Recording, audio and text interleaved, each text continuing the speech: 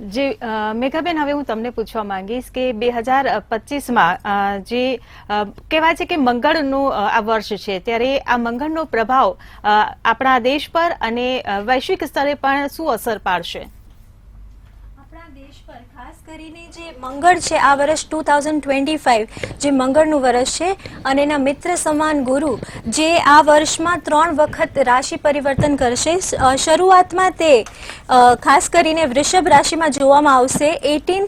14th મે ના એનું પરિભ્રમણ થશે મિથુન રાશિમાં અને ત્યારબાદ 18th ઓક્ટોબરના એ ત્યાંથી કર્કમાં ઉચ્ચ રાશિના થશે. તો દરેક વ્યક્તિ માટે જે આ ગુરુની જે પરિસ્થિતિ છે એ શુભ પરિણામ લઈને સાબિત થશે. ખાસ કરીને દરેક વ્યક્તિના જીવનમાં જે શુભ પ્રસંગો છે એનું આગમન થશે, વિવાહના યોગ બનશે. અને દેશ માટે જો વાત કરવામાં આવે તો મંગળ છે એ આક્રમકતા સાથે, વિસ્ફોટકતા સાથે જોડવામાં આવે છે. દેશમાં એવા ડિસિઝન મેકિંગ જે પાસ્ટમાં લેવાયા છે, તો હું એની વાત કરું.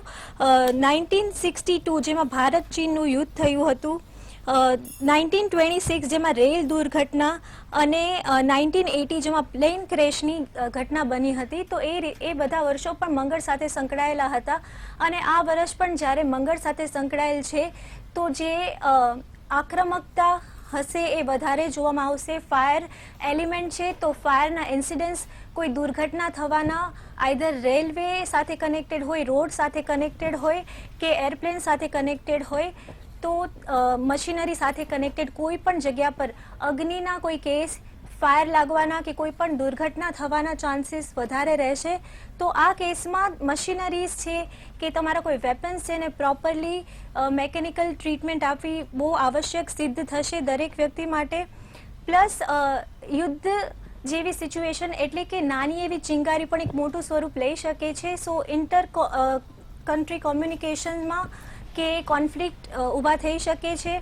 એની સાથે સાથે પ્રજામાં પણ જ્યારે જેમ કે 2016માં જ્યારે જીએસટી બિલ પાસ કરવામાં આવ્યું હતું, એ પણ 9 નંબર હતો. તો આ વર્ષમાં પણ એવા યોગ બને છે કે જેનાથી ભારત સરકાર કે કોઈ સરકારી એવા decision making overall world level પર લેવામાં આવી શકે છે, જેના કારણે પ્રજામાં કોઈ પ્રજા ઉપર જ્યારે રાજ્ય સરકાર દ્વારા કે કોઈ પણ સરકાર દ્વારા ફોર્સફુલી કોઈ એક્ટ દાખલ કરવામાં આવે તો જે ડિસ્ટ્રેસની સિચ્યુએશન છે એ પણ ઊભી થઈ શકે છે.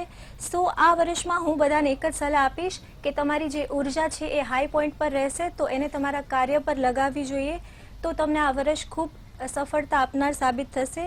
ઇન કેસ ઓફ 2025 જેટલું મેડિટેશન કરી શકો, જેટલું શાંતિ રાખી શકો એટલું વધારે શુભ સાબિત